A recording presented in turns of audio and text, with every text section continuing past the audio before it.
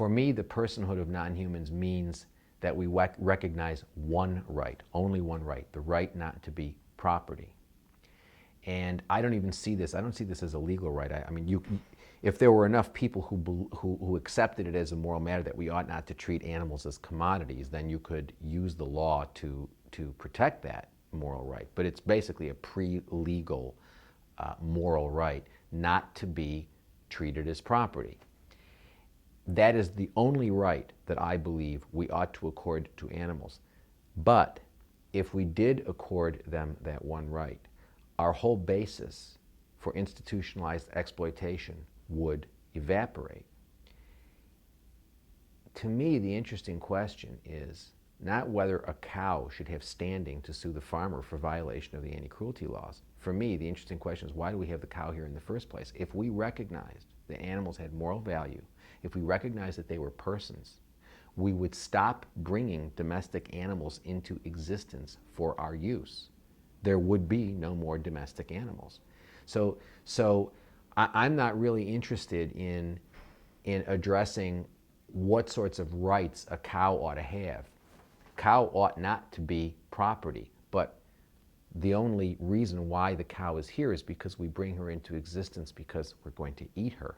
Once the basis for that institutionalized exploitation evaporates, once you don't no longer have that justification, you've got no problems about moral conflicts between humans and cows anymore because you don't have the cows here anymore.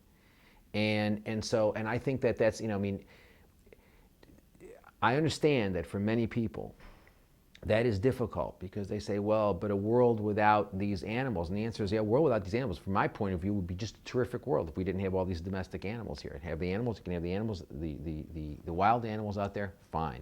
And we ought to apply the principle of equal consideration, and to the extent that we do have conflicts with animals in the wild, we ought to resolve those conflicts consistent with the principle of equal consideration and treating similar interests in a similar way and respecting the personhood of those animals, which would prohibit us from ever, under any circumstance, in resolving those conflicts, treating them as things.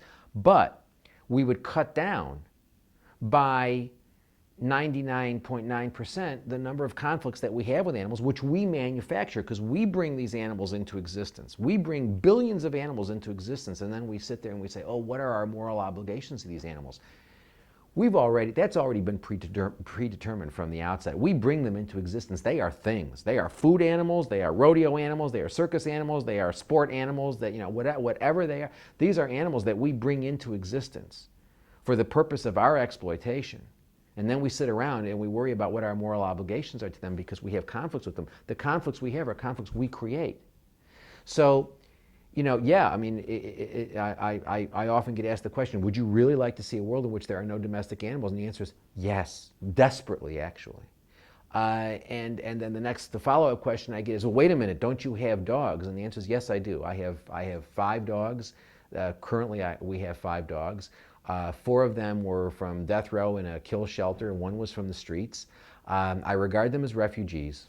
I mean, I have an obligation to take care of them.